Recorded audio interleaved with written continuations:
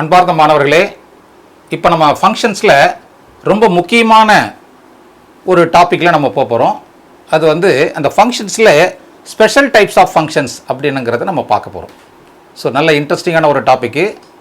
இது ரொம்ப ஃப்யூச்சரில் ரொம்ப யூஸ்ஃபுல்லாக இருக்கும். உங்களுக்கு 11th 12th படிக்கும்போது ரொம்ப யூஸ்ஃபுல்லாக இருக்கும். ஸோ அதை நல்லா கவனிங்க.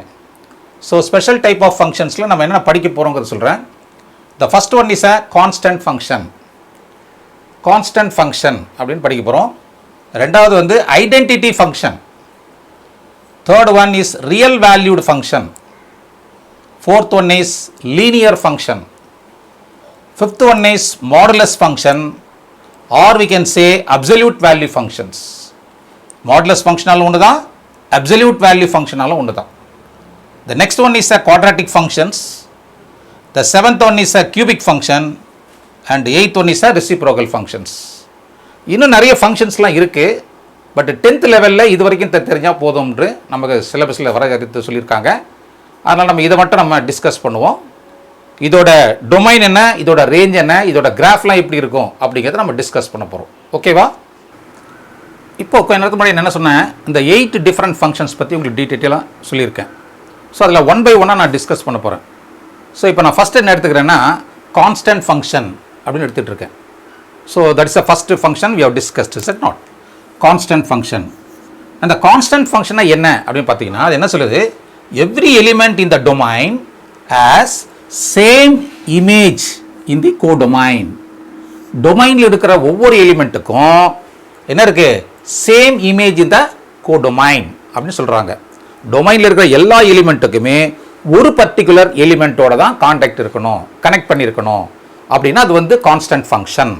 So it is denoted by f of X is equal to c. The c's may be a positive value, c may be a positive value, c may be a negative value also. Are you clear about this? சின்றது வரணும் ஒன்றும் இல்லை, constant number. Say f of X is equal to 5, f of X is equal to -3 அப்படின்னு கூட நம்ம எடுத்துக்கலாம். இப்போ இதை நம்ம கிராஃபிக்கலாக எப்படி டினோட் பண்ணலாம் அப்படின்னு பார்த்தீங்கன்னா, if you take x and y axis, so this is origin, so I am taking y is equal to 2, this is y ன்னு அசைன் பண்ணிக்கலாம். இந்த c-ங்கிறது வந்து 2, இதுதான் constant. so y is equal to 2ங்கிற லைனை ட்ரா பண்ணுறேன் நான். this is the line y is equal to 2 is parallel to what? x axis. so இதில் பார்த்தீங்கன்னா ஒவ்வொரு எலிமெண்ட்டுக்கும் பார்த்தீங்கன்னா அதுக்கு இமேஜ் பார்த்தீங்கன்னா என்ன இருக்கும், 2 தான் இருக்கும். இதான் வந்து 2ன்னு வச்சுக்கலாம். கிளியர்? ஸோ இங்கே இருக்கிற ஒவ்வொரு எலிமெண்ட்டுக்கும் பார்த்தீங்கன்னா எதோட போய் டைரெக்டாக கனெக்ட் ஆகுது, 2ஓட கனெக்ட் ஆகுது. அதே மாதிரி நெகட்டிவ் வேல்யூ எடுத்தாலும் 2ஓட கனெக்ட் ஆகும். So every element in the X axis as same image, that is y is equal to 2. இப்போ நம்ம ஃபங்க்ஷனில் போட்டு காட்டலாம். சே இதில் வந்து நிறைய எலிமெண்ட்டு, சே x1, x2, x3, x4 நிறைய இருக்குது. இங்கே சிங்கிற ஒரே நம்பர் மட்டும் தான் இருக்குது. ஸோ x1ம் எதோட கனெக்ட் ஆகணும், சியோட கனெக்ட் ஆகணும். x2ம் சியோட கனெக்ட் ஆகணும். x3யும் சியோட கனெக்ட் ஆகணும். x4ம் வந்து சியோட கனெக்ட் ஆகணும். So all the 4 elements is connected with only one single element, that is c. c is a constant. This value may be positive or negative also. Are you clear about this? So இதுக்கு நம்ம ஒரு real life example கொடுக்கலாம். இப்போ நம்ம கிளாஸில் இருக்கிறோம், நீங்கள் எல்லாம் ஸ்டூடெண்ட்ஸ் உட்காந்துட்டு இருக்கீங்க. I am a maths teacher. So all the students are related with the maths teacher, or you can say all the students are related with the class teacher. இப்படி சொல்லலாம். All the teachers are connected with the one particular principal. Say all the states, all the prime ministers are connect with the all the chief ministers are connect with the prime ministers. So இந்த மாதிரி நிறைய examples நம்ம சொல்லிகிட்டே போகலாம். So இந்த இந்தியாவில் இருக்கிற ஒரு சீஃப் மினிஸ்டரும் யாரோட கனெக்ட் ஆகிருப்பாங்க, பிரைம் மினிஸ்டரோட கனெக்ட் ஆகிருப்பாங்க இல்லையா? ஸோ இந்த மாதிரி இருக்கிறதா இது வந்து கான்ஸ்டன்ட் ஃபங்க்ஷன். ஸோ இதுக்கு கிராஃபிக்கலாக பார்த்தீங்கன்னா இது மாதிரி தான் இருக்கணும். சப்போஸ் நெகட்டிவ் வேல்யூ வந்துன்னு வச்சுக்கோங்க, சே y is equal to -3 அப்படின்னு சொன்னால் இட் மே பி நெகட்டிவ் ஆல்சோன்னு சொல்லியிருக்கேன். ஸோ அப்போவும் சேம் வேல்யூஸ் கிடைக்கும். So every element in the domain has same image in the codomain. அப்போ டொமைன் என்னவா இருக்கும் நீங்கள் பார்த்தீங்கன்னா, டொமைன் என்ன இருக்குன்னா x belongs to real number. நான் ஏற்கனவே சொல்லியிருக்கேன், x belongs to real number அர்த்தம் from -infinity to +infinity. This is -infinity to +infinity. So even it takes positive value 0 as well as negative value also. அதான் அதோட domain. அப்போ அதோட codomain என்னவா இருக்குன்னு சொன்னால் codomain, or you can say range. So the range is equal to what? 2. So all the values are connected with what? 2. So இதுக்கு தான் என்ன பேர் இருக்கு? Constant function.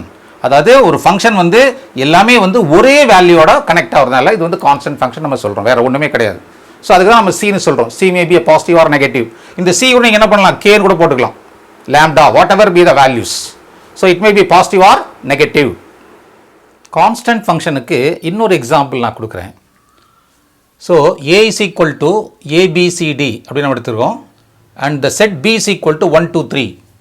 A function A to B is defined by, இந்த மாதிரி define பண்ணுறாங்க, F of ஏ3 பி3 சி3 டி3. இதில் பாருங்கள், செகண்ட் எலிமெண்ட் எல்லாம் என்ன இருக்குது, சேமாக வருதா, ஒரே ஒரு எலிமெண்ட் வருதா.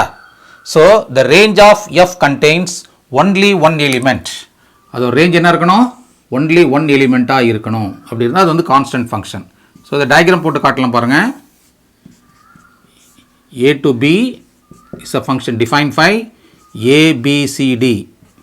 These are the elements in the first set A. 1 2 3 are the three elements in the set B. So what are the connections is A to 3, B to 3, C to 3, D to 3.